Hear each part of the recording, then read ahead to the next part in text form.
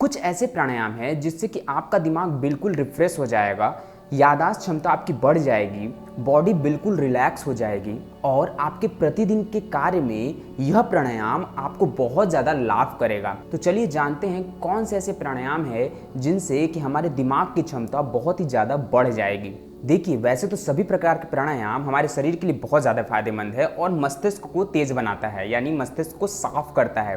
प्राणायाम करने से क्या होता है कि जो हमारे मस्तिष्क की कोशिकाएं हैं वो एक्टिव हो जाती हैं, उनमें ऊर्जा बहुत ही अच्छे तरीके से प्रभावित होने लगती है। पर कुछ ऐसे प्राणायाम हैं जिनसे हमारे मस्तिष्क में इंस्टेंट उसका लाभ मिलता है, जैसे भस्त्रिका प्राणायाम। भस्त्रिका प्राणायाम हमारे दिमाग को बिल्कुल शांत कर देता है और उसमें ऊर्जा का प्रवाह बहुत ज़्यादा कर देता है, जिससे कि हमें सोचने समझने की क्षमता बहुत ही तेज हो जाती है। तो चलिए जानते हैं भस्त्रिका प्राणायाम किस तरीके से करते हैं। भस्त्रिका प्राणायाम अर्थात हमें श्वास को बाहर की तरफ फेंकना है और यह प्रक्रिया आपको तीव्रता से करनी है। देखिए, इसे दो तरीके से कर सकते हैं।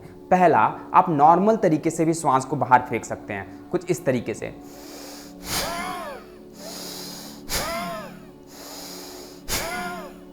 और दूसरा, आपको अपने हाथों को ऊपर की तरफ करते हुए श्वास भरना है और फिर श्वास को बाहर की तरफ निकाल देना है, कुछ इस प्रकार से।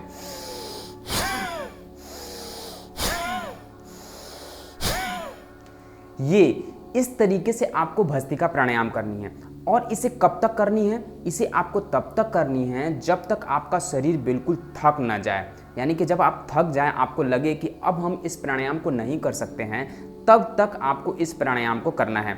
अब जब ये प्राणायाम पूरा हो जाए, यानी आपका शरीर बिल्कुल थक जाए इस प्राणायाम करने के बाद, तो अपने बाएं नाक से श्वास को अंदर खींचना है, दाहिने नाक को बंद करके बाएं नाक से। मुद्रा आपको कैसा बनाना है? कुछ इस प्रकार से मुद्रा बनाना है। फर्स्ट फिंगर और मिडिल फिंगर को मोड़कर आपको थंब के तालू में लगा लेना है और इस तरीके से आपको थंब से आपको दाहिने नाक को बंद करना है और बाएं नाक से श्वास को लेना है।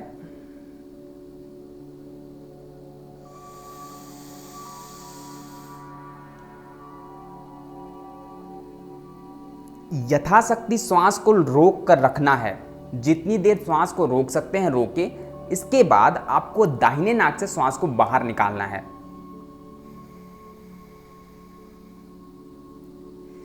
तो याद रखिए, जब भी भस्त्रिका प्राणायाम करें तो आपको करने के बाद बाएं नाक से श्वास को लेना है, रोकना है, यथाशक्ति रोकना है और दाहिने नाक से छोड़ देना है। अब यह जब हम भस्त्रिका प्राणायाम करेंगे तो हमारा शरीर बिल्कुल रिलैक्स हो जाएगा। शुरू में जब आप भस्त्रिका प्राणायाम करेंगे तो आपका शरीर थक भी सकता है, लेकिन इसके निरंतर अभ्यास से आपका शरीर बिल्कुल रिलैक्स होने लगेगा। जब भी आप भस्त्रिका प्राणायाम करेंगे तो आपका शरीर बिल्कुल रिलैक्स हो जाएगा और साथ में मस्तिष्क भी बिल्कुल शांत और रिलैक्स हो जाएगा।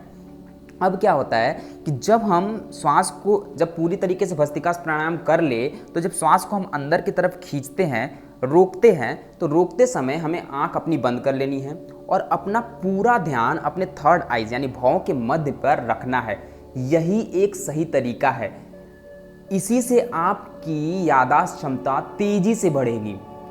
अगर आप भस्त्रिका प्राणायाम करके नॉर्मल श्वास को लेते हैं, रोकते हैं और छोड़ते हैं, तब भी आपकी याददाश्त क्षमता और ब्रेन की क्षमता बढ़ेगी। लेकिन अगर आप इसके साथ जब भी भस्त्रिका प्राणायाम खत्म करने के बाद श्वास अंदर की तरफ लेते हैं और रोकते हैं, तो आपको अपने थर्ड आइज पर ध्यान देना है आंख बंद करके। जब आप ऐसा करेंगे ना, तो आपको खुद ब खुद आपके शरीर में एक ऊर्जा का प्रवाह आपको महसूस होगा, यानी आपको ऐसा लगेगा कि आपके शरीर में एक नई ऊर्जा दौड़ रही है। ऐसा आपको प्रत्यक्ष रूप से अनुभव होगा। अब इसे कितने देर तक करना है? देखिए, पहला तो इसे आपके अपने क्षमता के अनुसार करना है। कितने देर तक आप श्वास बाहर निकाल सकते हैं, कितने देर तक आप इसे कर सकते हैं, उसका आपको ध्यान खुद ब खुद रखना है। प्रारंभ में आप 30 सेकेंड या 45 सेकेंड से ज़्यादा बिल्कुल ना करें और एक दिन में 3 बार से ज़्यादा बिल्कुल ना करें। अगर आप प्रारंभ में हैं तो एक दिन में 3 बार से ज़्यादा ना करें। आप ऐसा कर सकते हैं 2 बार सुबह करें और 1 बार रात्रि में करें। इसके बाद आप अपनी क्षमता खुद निर्धारित करें कि आपके शरीर की कितनी क्षमता है, आप इसे कितने बार कर सकते हैं। मेरे अनुभव से आप इसे 10 बार से ज़्यादा बिल्कुल ना करें, क्योंकि इसे ज़्यादा करने से भी आपका शरीर क्षय हो सकता है, यानी शरीर में प्रॉब्लम आ सकती है अगर आप इसे सही तरीके से नहीं कर रहे हैं तो। और अगर आप इसे सही तरीके से कर रहे हैं तो आपको खुद ब खुद पता चलेगा कि ये हमारा सही तरीका है और इससे हमें लाभ मिल रहा है। देखिए, अगर आप इस प्राणायाम को करते हैं तो याददाश्त क्षमता बढ़ाने के लिए यह प्राणायाम बहुत ही अच्छा है। आपकी याददाश्त क्षमता बहुत अच्छी हो जाएगी, आपकी सोचने समझने की क्षमता बहुत अच्छी हो जाएगी, आपको निर्णय लेने की क्षमता बहुत अच्छी हो जाएगी। आप चीज़ों को बहुत ही बारीकी से समझने लगेंगे सिर्फ इस प्राणायाम से। अगर आप इसे 15 दिन करेंगे तो इसका अनुभव आपको प्रत्यक्ष रूप से दिखने लगेगा। मतलब अगर प्रारंभ में आप इसे 3-3 बार करेंगे, प्रतिदिन 3-3 बार करेंगे, तो 15 दिन बाद इसका अनुभव आपको प्रत्यक्ष रूप से दिखने लगेगा। यह तो हुई भस्त्रिका प्राणायाम के बारे में। अब आप कपालभाति भी कर सकते हैं अपने दिमाग को फ्रेश करने के लिए, दिमाग को साफ करने के लिए। कपालभाति प्राणायाम इसीलिए नाम है कपालभाति, यानी कपाल गुहे को भेदना ही कपालभाति प्राणायाम कहलाता है। अब इसे कैसे करते हैं, इसे भी बहुत सिंपल तरीके से सभी लोग जानते होंगे किस प्रकार से करना है। जिस तरीके से हम लोग भस्त्रिका प्राणायाम करते हैं, भस्त्रिका प्राणायाम में हम बहुत ही तीव्र गति से श्वास को बाहर की तरफ फेंकते हैं और श्वास अपने आप अंदर जाता है। बस कुछ इसी का छोटा रूप है कपालभाति प्राणायाम। कपालभाति में आपको सीधा बैठ जाना है। अब इसके बाद श्वास को कुछ इस प्रकार से बाहर फेंकना है। आप भस्त्रिका प्राणायाम में क्या कर रहे थे, बहुत तीव्र गति से श्वास को बाहर फेंक रहे थे। इसमें भी आपको तीव्र गति से श्वास फेंकना है, लेकिन आप अपने क्षमता के अनुसार श्वास फेंकेंगे कुछ इस प्रकार से। श्वास अंदर लेना नहीं है, श्वास स्वतः रूप से आएगा। आपको सिर्फ और सिर्फ श्वास को बाहर की तरफ फेंकना है। श्वास की आवाज कुछ इस प्रकार से आएगी। इसे आप 1 से 2 मिनट करें। जब आप इसे करने के बाद थक जाएं, यानी आप इसे जब करने की अवधि खत्म कर दे, इसमें भी आपको बाएं नाक से श्वास को लेना है। वही चीज़ आपको भौं के मध्य में आपको ध्यान लगाना है आंख बंद करके, और दाहिने नाक से छोड़ देना है। लेकर रोकने की यथाशक्ति आपकी है, आप कितने देर तक लेकर रोक सकते हैं यह आपके ऊपर निर्भर करता है।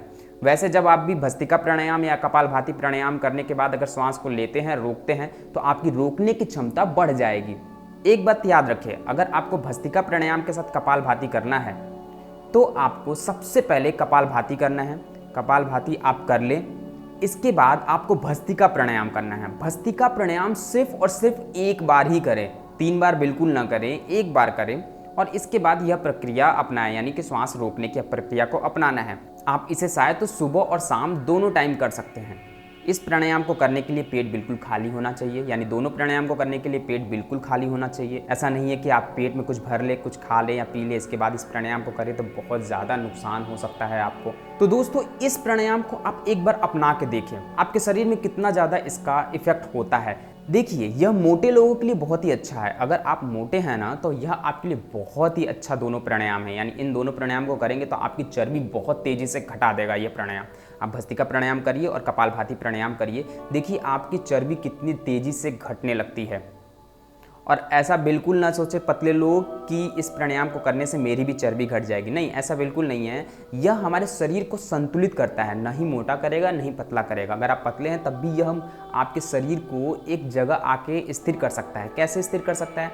देखिए, जब भी हम भस्त्रिका प्राणायाम या कपालभाति प्राणायाम करते हैं तो उससे होता क्या है कि हमारी जठराग्नि भी प्रज्वलित होती है, यानी पेट की सफाई होती है और पेट में जो अग्नि है वह ज़्यादा प्रज्वलित होती है। तो जो भी चीज़ हम खाते हैं ना, तो बहुत जल्दी पच जाता है, पचने में आसानी होती है। यहाँ तक कि हमारा जो हृदय है वो भी बहुत ही अच्छे तरीके से कार्य करने लगता है, ब्लड को बहुत ही अच्छे तरीके से फिल्टर करता है, जिससे कि हमें बहुत ज़्यादा लाभ मिलता है। इसलिए यह दोनों प्राणायाम बहुत ही उत्तम है हमारे शरीर के लिए, चाहे हमारे मस्तिष्क के लिए हो, चाहे हमारे गले के लिए हो, चाहे हमारे हृदय के लिए हो, चाहे हमारे पेट के लिए हो। ये दोनों प्राणायाम इतने अच्छे हैं, इसको अगर आप 15 दिन करेंगे ना तो आपको समझ में आएगा यह प्राणायाम आपके लिए कितना ज़्यादा फायदेमंद है। तो दोस्तों, दिमाग की क्षमता को बढ़ाने वाली यह 2 प्राणायाम थी। आपको यह दोनों प्राणायाम जानकर कैसा लगा आप हमें अवश्य बताएं। तो दोस्तों, इस वीडियो में इतना ही। आपको हमारा यह वीडियो कैसा लगा आप हमें अवश्य बताएं। वीडियो पसंद आए तो एक लाइक अवश्य करें, पसंद ना आए तो डिसलाइक करें। अगर आप हमारे चैनल को अभी तक सब्सक्राइब नहीं किए हैं तो सब्सक्राइब कर अपना प्यार हम तक पहुंचा सकते हैं। नेक्स्ट वीडियो मिलते हैं नेक्स्ट टॉपिक के साथ, तब तक के लिए bye bye. Thank you for watching.